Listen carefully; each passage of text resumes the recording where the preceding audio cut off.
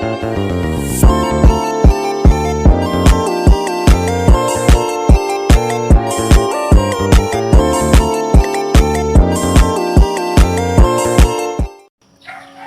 saya menjelaskan bab 4 informatika sistem komputer.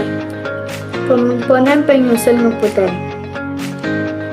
Komputer adalah alat yang dipakai untuk mengolah data menurut prosedur yang telah dirumuskan.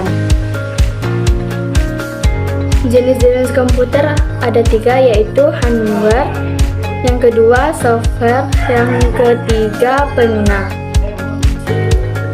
Baiklah, saya akan menjelaskan pengertian dari hardware, software, dan pengguna. Hardware adalah komponen fisik pada komputer yang dapat disentuh, dilihat, atau dipindahkan. Kalau software adalah tidak terlihat secara fisik, tetapi berfungsi dan dapat dioperasikan oleh pengguna melalui antarmuka yang disediakan. Kalau pengguna, orang yang mengoperasikan komputer. Jenis-jenis komputer ada 6. Yang pertama, mikrokomputer. Komputer yang memiliki ukuran yang paling kecil dibandingkan dengan jenis komputer lainnya dan menggunakan mikroprosesor sebagai CPU atau unit mempesan utama. Yang kedua, komputer personal.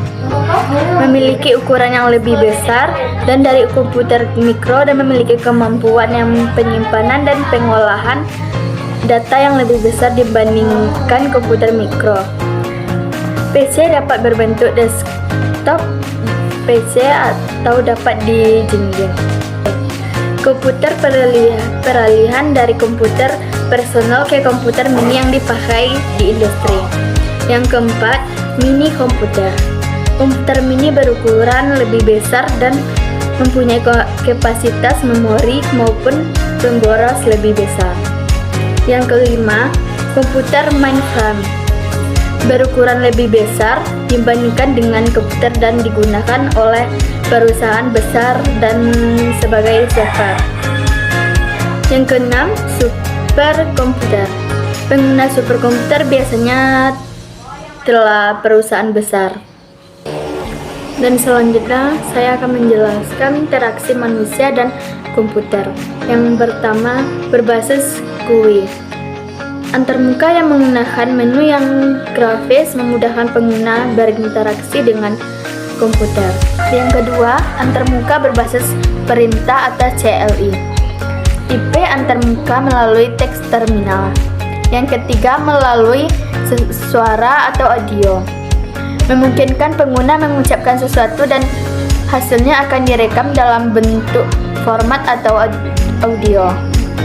Yang keempat, melalui gambar. Dimungkinkan jika perangkat keras menyediakan kamera.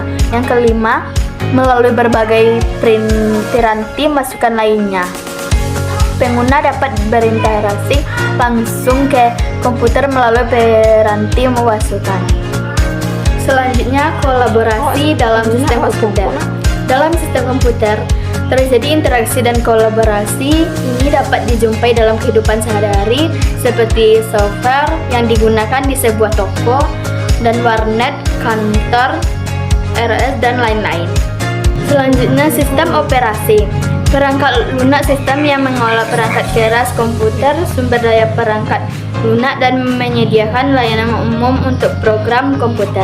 Contoh dari SD seperti MS Windows, Linux, MacOS, Android, dan iOS. Selanjutnya, materi yang terakhir yaitu fungsi sistem operasi. Yang pertama, menyediakan antarmuka ke pengguna untuk berinteraksi dengan komputer. Yang kedua, mengendalikan input dan output. Yang ketiga, mengelola perangkat keras dan peripheral. Yang keempat, mengelola pembuatan perangkat lunak dan menjalankan. Yang kelima, mengelola file. Yang keenam, menangani interupsi dan error. Yang ketujuh, mengelola prosesor. Yang kedelapan, mengelola memori. Yang kesembilan, mengelola keamanan. Yang ke-10, menangani komunikasi dan jaringan.